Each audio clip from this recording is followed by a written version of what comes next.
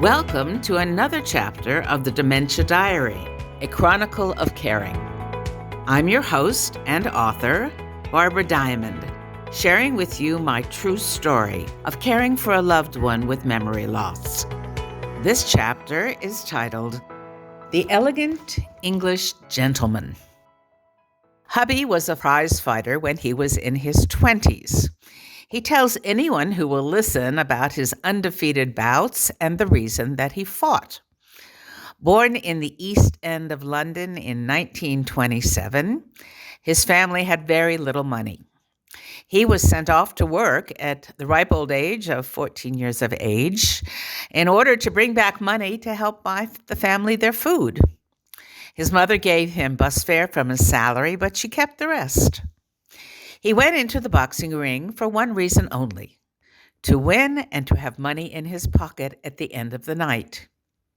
He stopped the fight game when he fell in love with his future wife. That was not me, it was number one. And when she said that she could never consider marrying a prize fighter, he agreed to stop.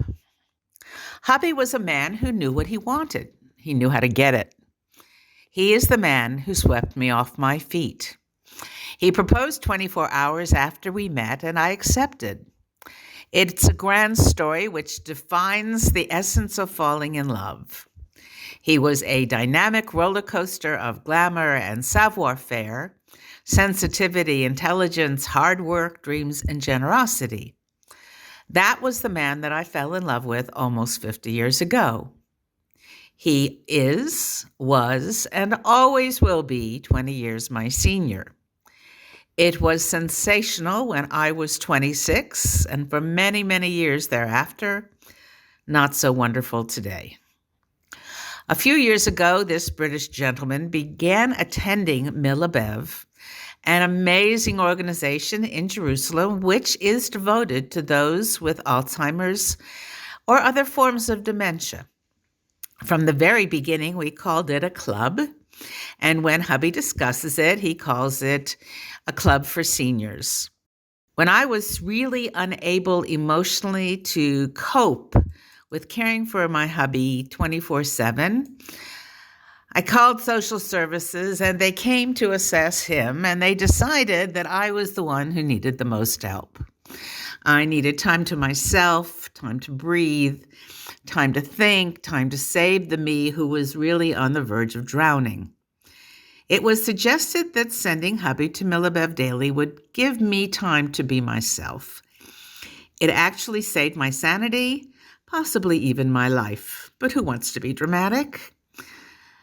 A van picked him up 3 days a week and took him to a full day of activities, and every day would have been exhausting for us both, so that's why we did it on alternate days.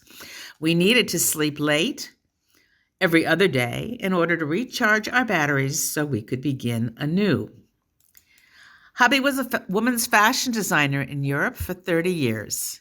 His own clothes were custom made of the finest fabrics. Suits were tailored to define his muscular and fit body with impressive shoulders, small waist, and hips.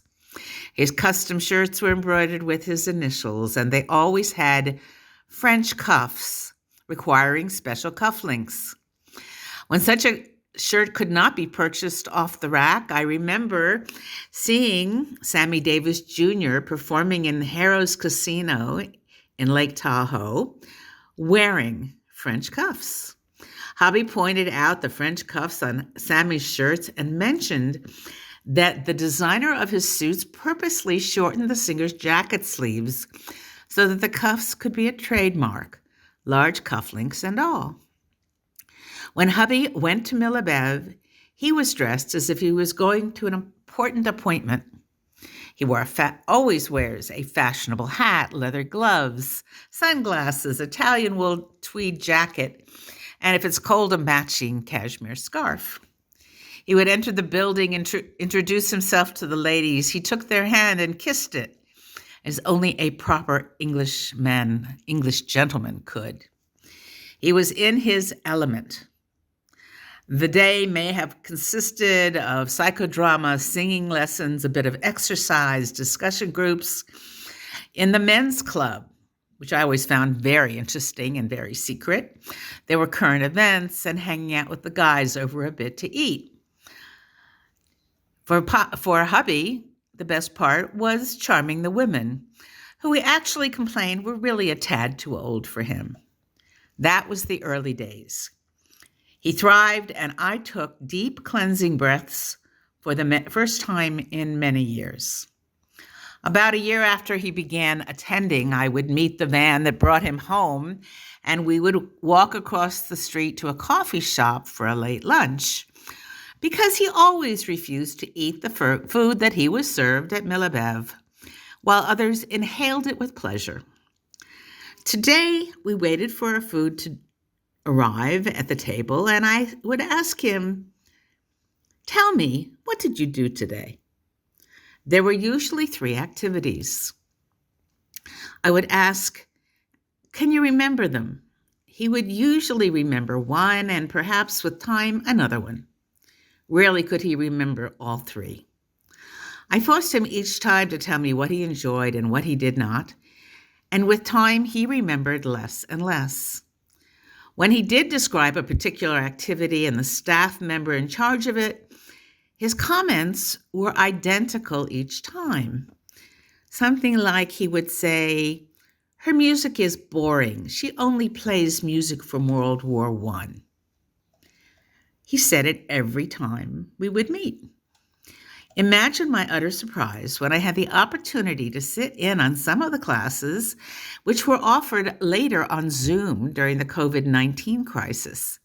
The same woman who I thought would not be exciting at all played many instruments beautifully, and her selections and voice were outstanding.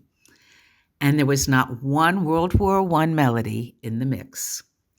Just yesterday, a lovely friend of ours who we have known since she was about 10 years old, who is now married and the mother of 4, came to visit. I swear that hubby began flirting with her. She found it really delightful. I was mortified. British gentlemen never give up. This has been the latest chapter of the Dementia Diary, a chronicle of caring. For additional free resources for caregivers, please go to thedementiadiary.com. I am your host, Barbara Diamond, and I welcome you to join me again next time for another chapter of the Dementia Diary, a chronicle of caring.